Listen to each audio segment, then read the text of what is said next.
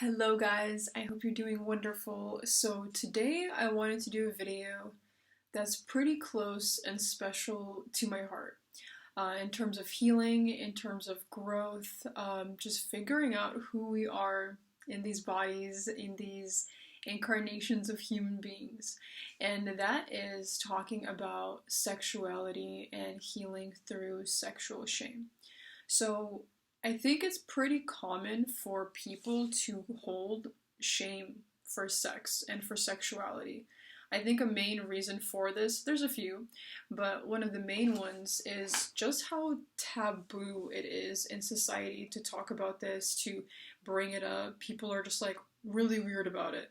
And this starts so early. This starts from when we're kids and we're growing up and we're programmed by our mom, our dad, by the church, by friends. It's just this air, this type of vibe in the air that who we are sexually, our sexuality, our ability to accept ourselves is somehow not okay. It's weird. It's not okay to talk about. It should be hush hush. It's something only kept for the bedroom or for, your own privacy or whatever. But I think this is a really detrimental take. The reason I think this is because, a lot of people will say, oh, well, society has become so hypersexual and everything's about sexuality. But in reality, it's not. I think a lot of what people are seeing out there is this extreme end of, you can call sex or sexuality, that makes people, in a way, not sit into what they really enjoy and who they really are within themselves, but it's almost like an outlet for them to get that out of the way. But that feeling is never backed up with acceptance for yourself and self-love, but it's clouded with judgment and shame and insecurity. So that's why it's, even though society is seen as oh, it's hypersexual right now, in reality it's not healthy. It's not a healthy type of acceptance, because a lot of people struggle to even be able to talk about sex or sexuality when they're not turned on, when they're not in the mood. It's difficult for people to sit down and have a regular conversation about it. And I see so many people, I make content on TikTok, and when I talk about this, people are always like, why the fuck would you even want to bring that up? That's not something I want to talk about. Keep that shit to yourself. And I'm like, that is exactly what I'm talking about.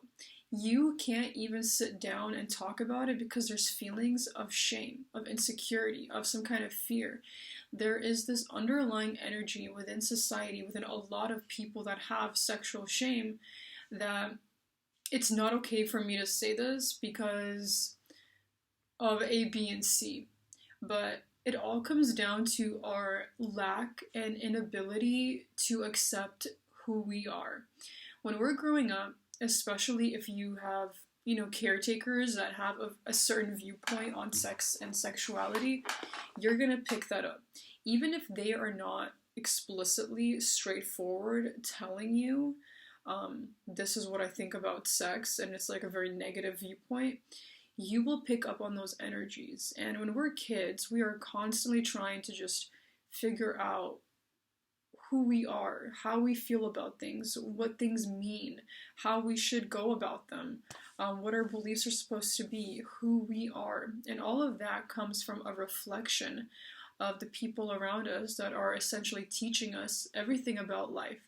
And if those people don't have healthy views on themselves and of their own humanity, of their own sexuality, they're not going to be able to give that to you. So a lot of parents, from religion, from their parents, from society, also repress this and they shame it. They see something inherently wrong with being a sexual being.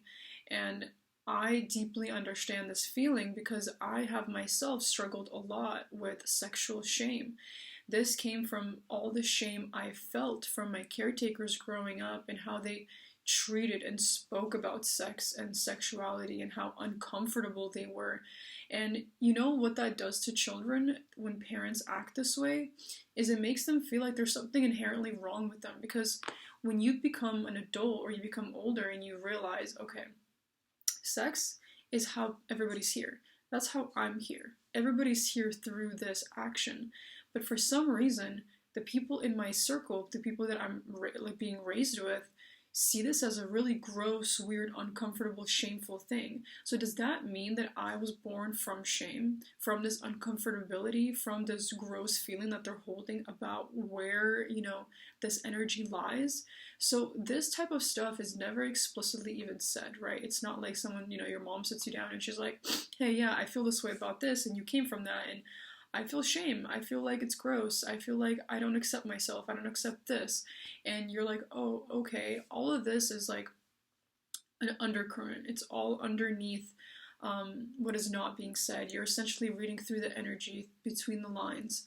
And the reason it's so important to understand when you hold sexual shame is because who we are sexually is very important to embrace and accept, because it is more of the fundamentals of human beings. It's the same thing as when people have eating disorders, or they struggle with eating well, or they have bulimia or anorexia, right?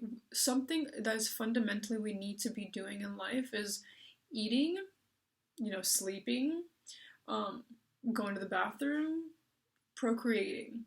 All those things are things we should never shame ourselves for. And when those things are out of balance, for example, eating disorders, sleep disorders, having, insomnia, whatever the case is, shame with sex, those are all foundational things that make it very difficult for you to have a healthy life and for you to live a life that's happy and fulfilled, and where you feel good about yourself every single day and you're not being triggered constantly by things. So the way to heal through this, if you struggle with sexual shame, is the counteract to shame is self-love. Self-love is so important, because if you struggle with shame and you got shamed growing up, you probably didn't get a lot of love from the parent, a lot of validation, a lot of safety. So instead of you feeling like, oh, I came from that, or maybe I like girls, or I like boys, or I want to experiment here, that was never like, oh yeah, honey, like you are a beautiful human being that is allowed to explore who they are and express themselves, and whoever you are is acceptable and okay. A lot of people don't get that. So now that you're an adult and you have all these feelings that come up, and you're triggered when you see something, or you see like gay couples, or you watch porn and that's difficult for you to watch, or just in general in relationships with a significant other, you struggle with those types of dynamics because you hold insecurity or shame or fear around your sexuality, around sex, the existential part of it, the fundamental human part of it. You need to really nurture yourself with a lot of self-love. That's the only way to really do it. Because none of us really got a say in whether we wanted to be here. Our parents bring us here against against our wills. Our parents bring us here against our wills, and they are like, okay, you're here now, and you don't really get the chance to choose your parents. You're just brought into here by whoever was willing to fornicate and birth you. And a lot of times we don't get this self-soothing from people because they're so emotionally immature and unavailable and traumatized themselves, and they could barely give that to themselves. So to heal through the shame, whenever you are triggered by certain situations, by certain events, things that you are seeing, and this deep, like heavy burden, anxiousness, just wanting to scream, fight, triggers come up, soothe yourself through self-love and acceptance, of realizing that everything you are is okay and is acceptable, and you don't have to fight yourself in order to be accepted. You are already okay. It's all these layers of society and parents and judgments and religion that's put onto us, all these external voices that say it's not okay to be that. You shouldn't feel that way. You can't enjoy pleasure. You can't be gay. You can't be bisexual. You can't like this. You can't do this. None of that is true. The only thing that is true is how you are, who you are. That is fully acceptable, and it's totally fine, and it's always been okay. And in order to overcome those feelings is to sit within yourself and realize all the voices you have heard throughout your life that have stunted you and held you back from accepting yourself and shamed you for being who you are. No more of that. No more of that. Because those are not people or voices that are guiding us anymore. The voices that guide us now are the voice within ourselves, which is our higher self that knows that this journey of life is for us to take. It's for us to go experience what we want to experience, be who we want to be, and not care what people are saying, because the people that are judging also hold some kind of, resentment, insecurity, shame about themselves, and they will project it onto you. But that is not who you are.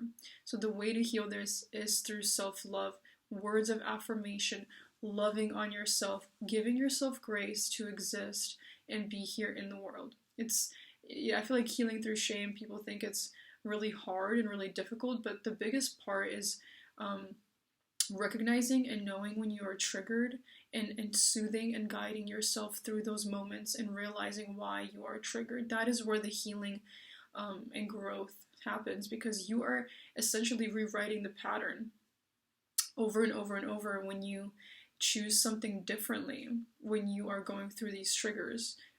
Versus before, you would get triggered and you would go down this path of like negative thoughts, putting yourself down, judging yourself, shaming yourself. But you once you realize and you see these thought patterns, you can now choose differently, and that is how you heal through sexual shame and through sexual trauma.